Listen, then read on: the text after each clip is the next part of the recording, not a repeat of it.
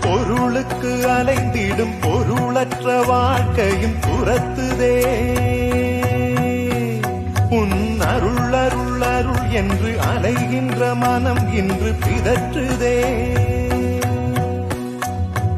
அருள் விழியால் நோக்குவாய், மலர்பதத்தால் தாங்குவாய்.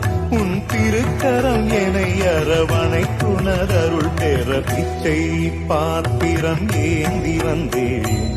ஐயனே என் ஐயனே, பிண்டம் என்னும் எலும்பொடு சதை நான்